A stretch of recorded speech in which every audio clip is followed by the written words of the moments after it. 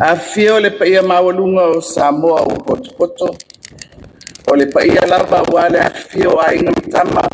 O tama mainga. Le usonga tupa mpule. A inga ile tai maleba au funti. E whaatulo atu fo i le paia. O le whainga malo atu tuile manua. I le fio le korana. Ma le whainga malo i le pulenga whaatonu. Le whaamisinonga. Mama o te lua o le Palemene o Amerika Samoa.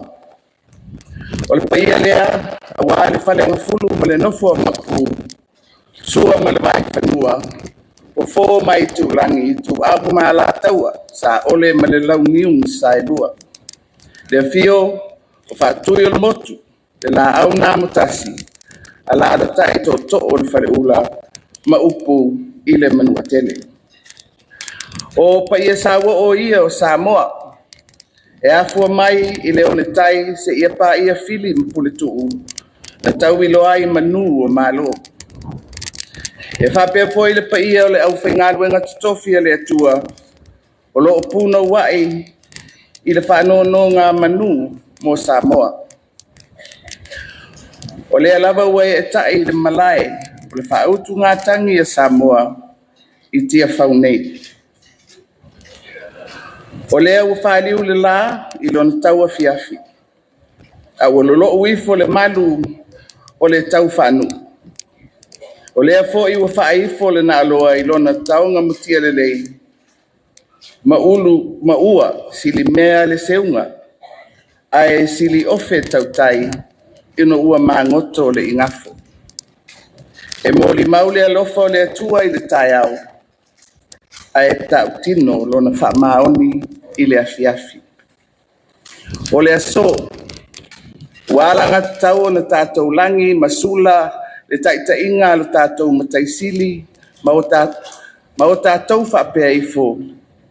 Awa lava ne te i a te tātou, a i atu maupea i le atua lona vi inga e whapau. I loktulanga whataitaifono o le komite o tāpenanga, o le Faamanatuina o le Tausaga o le tātou malo tuto tasi. O te whaaleoina le anganga whaaftai ma le whaamalo o le tātou malo i le paia mawalunga o le atunu. E afua mai i o nao se i o i o naiu. Ai mai se le tāpua inga le awhai luenga tutofia le atua. Awa o lea ua tātou taunu manuhia mai le toe aso le tātou whaamanatunga. Ua tini le uto, ma ua tau le ai. A toe tau manatu, i le tausaga na te aneia a perila, ina ua amata o na tatala a tātou babao le whaamai o le kovite.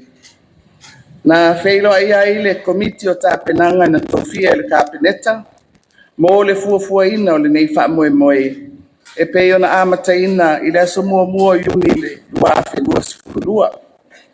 Ma whaiu ngā whono ai, e le kāpeneta le whaia le nei whamantunga, o le tausaga atoa. O se tūlanga e le i whaatino ino mua, ma o le anganga mawalunga o le kāpeneta, ina ia amana ia le sao o nuu mawhioanga, ai mai se tū malo uma, mo le samina o le tātou ono sifuru tausaga. E mata ina bala ese o le tātou whaamoemoe. O le ulua i taimi le nei ua whaatino ai le sisina e o le tangapai. O le tātou malo tuto tasi i le tātou motutele i salafai i a se tema o le tausaga na te nei. O se tūlanga mawalunga i le baai a le tātou malo. Na whaanga solo mai ei lea i le tausaga atoa. Por kalame ai tu malo ese sa fatino ala tau saulinga. Yo la tau lava lau whanua. Mau tātou nuti mea whaatasi ai. E whapea foi por kalame. A mata ngā ruenga ma whaala potonga. E le ngata i aso whaamanatu. Ta milosanga o ta alonga. A to ai ma ulua i selenga o whaele leanga. O te whawhitaia le paia mawalunga o e kālesia. Sa tari sa paia le whaatala ula atu al tātou komiti. E au fia, le whaamanatuina o tae au o le tala le lei, o se tasi o polkalame e pitoa o le nei tuto tasi. O tae au I longa ia o le tunu, na sulungi ai le laufanua o Samoa, e le alofa tu noa o le atua. O le fetu whaasinoala lea o le tātou whaavai, ma le fatu o le anava o le ono sifulu tausanga, tātou te folau ma le fatu atua. Awa, e le tu ulafua ina Samoa, e le atua. Sao tātou mōli mauina fo'i le nei tausanga, whonutanga te tele a ekalesia na usu mai I Samoa. O lo o whaitawina ai fo'i le au mai I Samoa o le whonutanga mō le ulu taimi, mō se atunu o le Vasa Pasifika le whonutanga a le Wacom e pei o na whaamai aina I le vai aso na se I mawai atu. O lea fo'i, ua tātou tu whaatasia se tupe e whaau ngā mō whi whaataua inga, e whaamanatu ai pēr le tāua o le ono sifulu tausanga talu o na tātou tūtua tasi.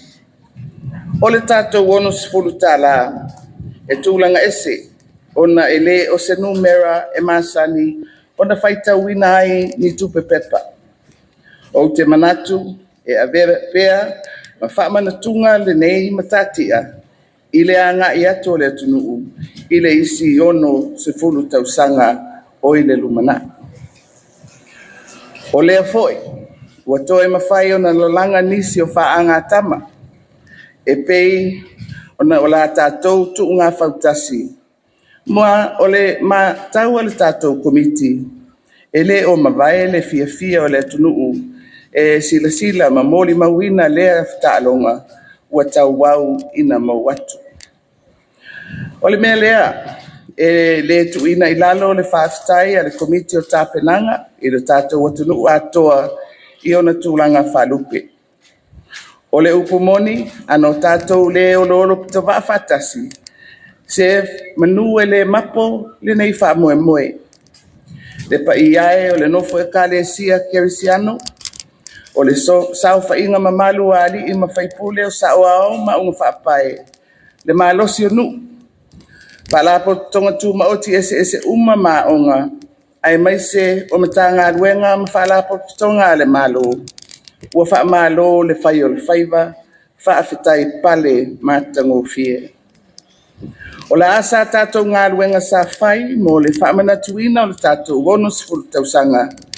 Yo tātou noa ia malawi inga o le atua, whaafitai tele le lango sua. O lea o tātou moni mawina, le tau au ina atu whailonga tau aloa le tātou malo I nei afiafi. O se tasi o porkalame au tū o le tātou whaamanatunga. O le maua Samoa, e le ngalo a fia I siona vau. O le tautua atunuu, o so se matata, ma so se taleni, e tau talaso. Ma e le ngonga whaamatangi, te mou whaapuao, lona tāua. Ai sea, ia, awa sa whaatino, I le whaatuatua, ma le alofa ia Samoa, ma lona tauleleia. E whapena la ngona o le nei afiafi, mo sui filifilia e 15, ua tau au ina atu I ai whailonga tau aloa le tātou malo. Whaafitai tele, mo lo o tau whaiva alofi 5. Whaafitai le tautua matavela mo Samoa, I so se vala o lo o tau vala awina. O le tatalo le malo, ia tului mai e le atua lo o tau soifua lau le lei, ma ia sanga whaatupu pēr le tātou nau, e tautua mo si o tātou watunu, a o maua pēr le malosi e whaatino ai. Ia vi ia le atua, I lo o tau soifua au auna. Ia a whi mai lea o sa mātou whaamatalanga. Sa moai, ua utupoto a rasi, ai a wau I perosi lo tātou madu. Ai sili ona mausali I pēr lo tātou whaavai papa I le atua. Tātou te whalaua I pēa ma le whaatuatua I le lumanai. Ia manuia, le whaiunga le tātou whamanatunga o le ono sefulu tausaga o le tātou mālo tūtou tasi.